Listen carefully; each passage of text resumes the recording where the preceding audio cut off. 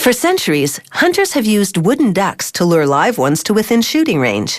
Stringing together decoys and floating them in the water, hunters trick the birds down from the sky with duck calls. Nowadays, hunters generally prefer cheaper plastic decoys. Wooden ducks are mostly decorative items for the home. This company's flock includes males, females, and androgynous models like this one. This more elaborate male is inspired by the loon on Canada's $1 coin.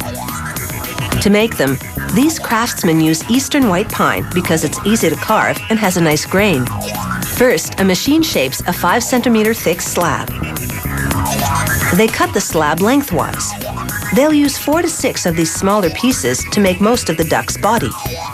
The birds range in size, from baby ducks just 10 centimeters long to Canada geese at more than half a meter long. A craftsman now applies a generous amount of carpenter's glue to one side of the wood.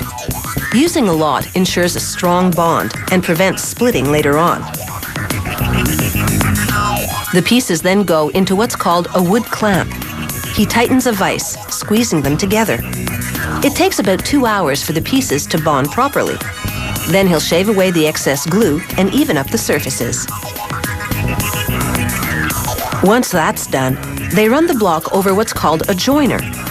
A roller with 3 blades shaves about 2 centimeters from what will become the top and bottom of the duck. Each model has 3 wooden patterns, for the top, the bottom, and the profile. Here, a worker traces the outline of the bird's profile in pencil on the wood. Since this is a small model, he'll make 2 birds with 1 block. Using a bandsaw, he trims along the trace line. This company recycles the cutoffs into fireplace kindling and shavings for farm stables. Next, he uses another pattern to create the top of the bird. These patterns provide only the general shape of a particular model. The craftsman will later carve the details using small electric tools and by hand. Now he sands the wood with a pneumatic drum sander, a tube of pressurized air with sandpaper stretched over it. He uses higher pressure for sharper curves, lower pressure for softer edges. To sculpt the bird's plumage, the craftsman uses this band sander, whose rounded edge presses sandpaper into the wood. Here he makes 3 long grooves, 1 on top and 1 on each side of the duck.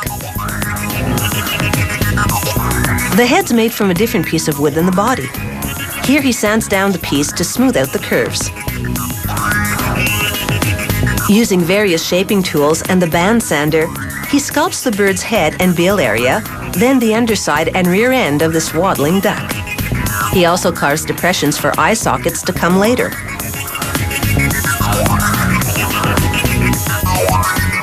Here he puts glue on the neck to attach it to the rest of the body.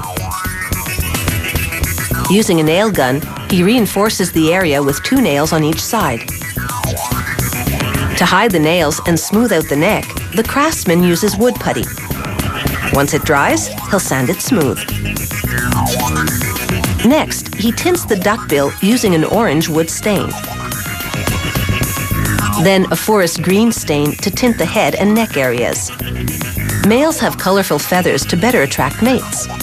Females have more neutral colors to blend into their surroundings and protect their ducklings.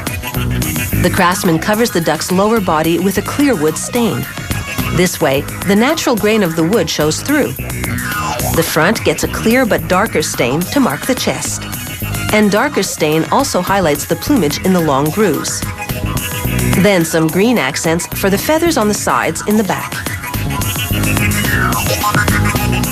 Next, 2 coats of white paint to mark the duck's collar.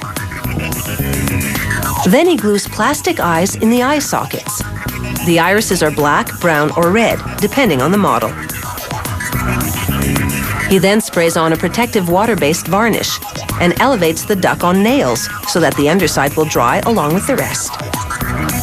Finally, the craftsman rubs the entire carving in wood wax.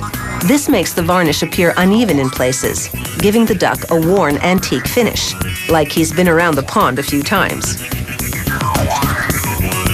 The prices of wooden ducks vary according to size and detail. $500 will buy you this magnificent Canada goose with wings stretched and ready for a graceful landing.